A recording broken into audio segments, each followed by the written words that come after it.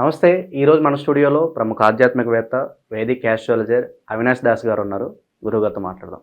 నమస్కారం గురుగారు. నమస్కారం అండి. ఓం నమ శివాయ, ఓం నమో వెంకటేశాయ. గురుగారు, ఏప్రిల్ మాసంలో తులారాశి వారి పరిస్థితి ఎలా ఉండబోతుంది? ఓవరాల్గా ఈ మాసం ఎలాంటి రిజల్ట్స్ ఉండబోతున్నాయి వీళ్ళకి? తులారాశి వాళ్ళకి ఏప్రిల్లో ఎలాగుంది? తులారాశి వాళ్ళు గుర్తుపెట్టుకోవాల్సింది ఏంటంటే, జాబ్ ప్లేస్లో చాలా ప్రమాదం ఉంది. కొంతమందికి జాబ్ పోయే సూచనలు కనిపిస్తున్నాయి. తస్మాత్ జాగ్రత్త సుమ. షష్టగ్రహ కూటమి ఉద్యోగ స్థానంలో వచ్చింది. జాబ్ పోయే చాలా ఛాన్స్ ఉంది, too much. So be safe, especially MBA background ఉన్నవాళ్ళు. తర్వాత ఫోకస్ వ్యాపారం వైపు, భార్య వైపు, బిజినెస్ పార్ట్నర్ వైపు ఉంది. Total focus is to work. బేసిక్గా పని చేయాలి అని. ఒక పని నుంచి ఇంకో పనికి మార్పు, ఒక పని నుంచి ఇంకో పనికి షిఫ్టింగ్ అనిపిస్తుంది. ఇప్పుడు జాబ్ పోతే ఏం చేస్తాడు ఫస్ట్? ఎవడైనా ఇంకో జాబ్ తెచ్చుకోవాలి, లేకపోతే ఒక వ్యాపారం పెట్టేద్దాము. So there is some kind of shift. తర్వాత ప్రపంచం కూడా అరే వీడికి ఇలా జరిగింది అని పాయింట్అవుట్ చేస్తారు. ఈ జాబ్ పోయింది, నీకు కొత్త జాబ్ కావాలి కదా, ఏం చేస్తున్నావు? ఎవరెవరో ఏదేదో అడ్వైజ్లు ఇస్తారు. ఇక్కడ కోపం వస్తుంటాడు. వీడేదో వ్యాపారం మొదలు పెడదామని చూస్తాడు, అందరికీ చెప్తాడు, అందరూ సజెషన్స్ ఇస్తారు, మళ్ళీ వీడికి కోపం వస్తుంది. So is little bit hesitant. లోపల ఉన్నది బయటికి చెప్పలేకపోతున్నాడు. చెప్పినా కూడా అందరూ నెగిటివ్గా తీసుకుంటున్నారనే బాధ. ఒకటి వీడు చేస్తుంది, వీడి జీవితంలో జరుగుతుంది తెలిసిపోతుంది. ఇక్కడ జాబ్ పోయింది, ఇక్కడ వ్యాపారం. జాబ్ పోయిందని ఏడిపిస్తారు, లేకపోతే జాబ్లో ఇంత పిచ్చిగా పర్ఫామ్ చేస్తున్నామని. పోరా నువ్వు వ్యాపారం చేసుకో, పోరా నువ్వు వాడితో కలిసి పని చేయి, ఆ ప్రాజెక్ట్ కంప్లీట్ అవుతుంది అంటే ఆఫీస్ ప్లేస్లో వేధిస్తున్నారు. లేకపోతే జాబ్ పోతే జాబ్ పోయిందని ఏడిపిస్తున్నారు. వీడు కూడా ఇంటర్నల్గా మదనకు గురవుతున్నాడు. ఎంతో కొద్దిగా మదన ఉంది. బేసిక్గా వీడు ఆపోజిట్ పర్సన్ వల్ల కొంచెం ఇబ్బంది పడుతున్నాడు. వీడు వ్యాపారం వల్ల ఇబ్బంది పడుతున్నాడు. వీడి వ్యాపారం కొంచెం బయటపడుతుంది. వ్యాపారానికి కొన్ని సీక్రెట్స్ ఉంటాయి కదా. వీడి వ్యాపారాలు బయటపడ్డము, వీడి అఫేర్లు బయటపడ్డము, వీడి బిజినెస్ పార్ట్నర్తో గొడవలు బయటపడ్డము, మళ్ళీ వీడి భార్యతో ఎలా ఉంటున్నాడు, ఏం చేస్తున్నాడు, వీడి భార్య గురించి ఫోకస్ పెట్టడము, నువ్వు ఎంత ఖర్చు పెడుతున్నావు, ఏం ఖర్చు పెడుతున్నావు, ఇదంతా బేసిక్గా బయటకు వస్తుంది అన్నమాట. ఇప్పుడు ఒక్కసారి గందరగోళం స్టార్ట్ అయిందంటే, ఇప్పుడు మీరే ఆలోచించండి, ఒకసారి ఉద్యోగం పోయిందంటే ఫస్ట్ మనిషి ఏం చేస్తాడు? ఇంట్లో కూర్చుంటాడు.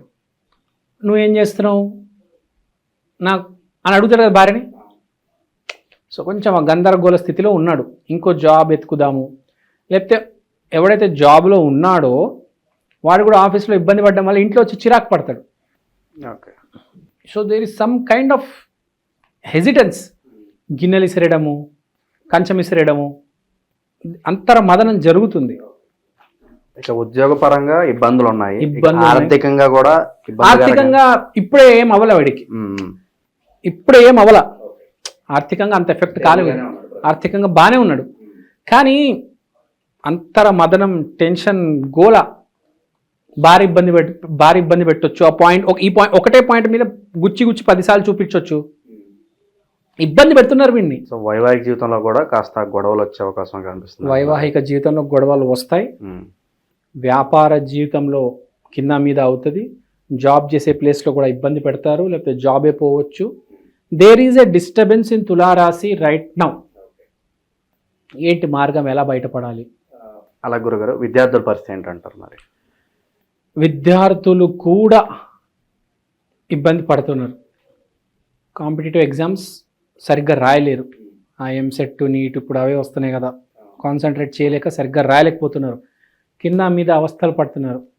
సో వీళ్ళు కనుక ఇప్పుడు రెమెడీ చేసుకోవాలి, కంపల్సరీ రెమెడీ చేసుకోవాలి. ఈ వీళ్ళకి శుభకార్యాలు మరి ఎంతకాలం తర్వాత జరిగే అవకాశాలు కనిపిస్తున్నాయి? ఏం లేదు, గురువు రాశి మారుతాడు మే 15వ తారీఖు. అప్పటిదాకా సైలెంట్ ఉండు నాన్న. మే 15 తర్వాత ఏమైనా చేసుకో. ఇంకా నీ జన్మజాతకం బాగాలేదంటే అసలు ఏది టచ్ కూడా చేయకు. సో పాయింట్ ఏంటంటే, వీళ్ళు ఇప్పుడు ఏం చేయాలి? నామస్మరణ చేయాలి, కంపల్సరీ చేయాలి. నామస్మరణ ఏంటి తులారాశి అంటే, లేకపోతే విష్ణుమూర్తి కూడా చేసుకోవచ్చు. బేసిక్గా లక్ష్మి, అష్టలక్ష్మి, విజయలక్ష్మి చాలా ఇంపార్టెంట్.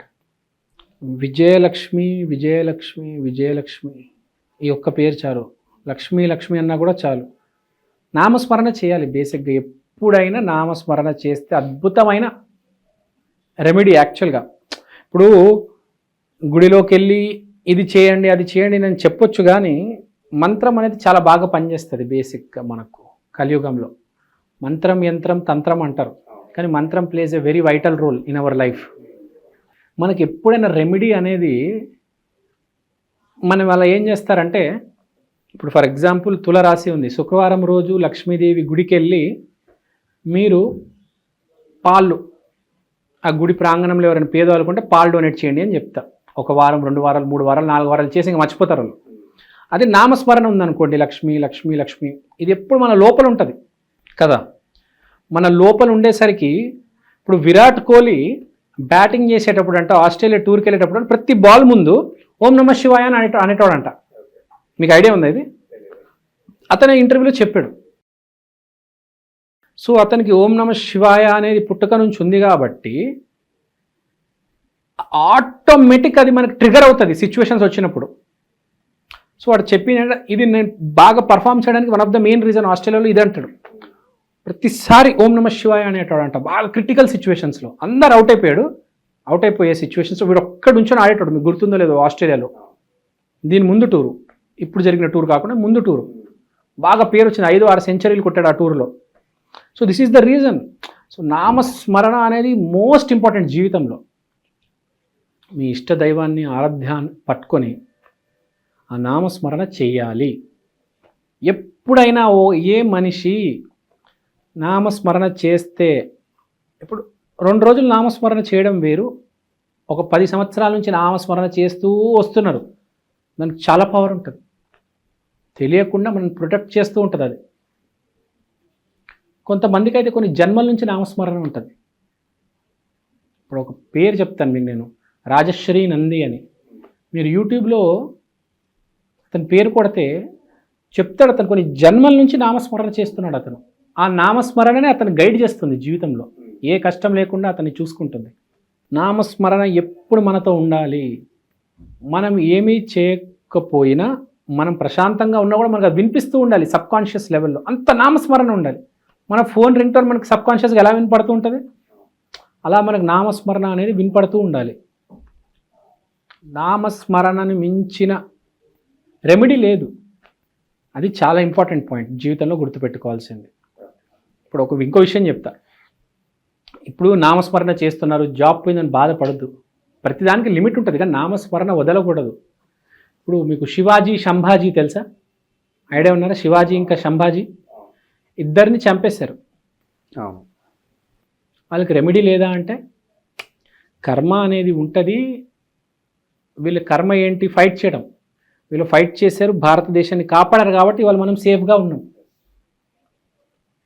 రెమెడీ లేదా అంటే వాళ్ళు చనిపోయారు కదా సార్, కర్మ అదంతే. కానీ వీళ్ళు నామస్మరణ చేశారు కాబట్టి అంత ధైర్యంగా ఫైట్ చేయగలిగారు.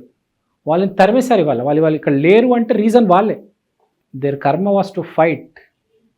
వాళ్ళ కర్మ బయటపడడం కాదు, వాళ్ళని చంపేసి వాళ్ళని బయట పంపించి వీళ్ళు సేఫ్గా ఉండడం కాదు. దేర్ కర్మ వాస్ టు డై, వీర మరణం. కానీ దానివల్ల ఇవాళ మనం సేఫ్ ఉన్నాం కదా. అది మీ జాబ్ పోయినా పోవచ్చు, మీ ఫ్యూచర్ బాగుంటుంది. అది గుర్తుపెట్టుకోండి. ఫెయిల్యూర్ని ఫెయిల్యూర్ లాగా తీసుకోండి. Failure is not a person. Failure is not a person. Failure is an event. Stepping stone అంటారు కదా. Failure is an event, not a person. ఈ స్టేటస్ విల్ చేంజ్. రేపు మళ్ళీ సక్సెస్ అవుతాడు. నేను ఫెయిల్యూర్ అని చెప్తుంటారు చాలామంది, అది కాదు. నేను సక్సెస్ అని చెప్పు కాదు. Failure is an event, success is an event. Both are impostors. దొంగలు ఇద్దరు. నేను ఏదో రోజు వదిలేసి వెళ్ళిపోతారు. అది గుర్తుపెట్టుకోవాలి. నామస్మరణ వదలకూడదు. అది చాలా ఇంపార్టెంట్. చాలా బాగా వివరించారు గురుగారు. ధన్యవాదాలు. Thank you.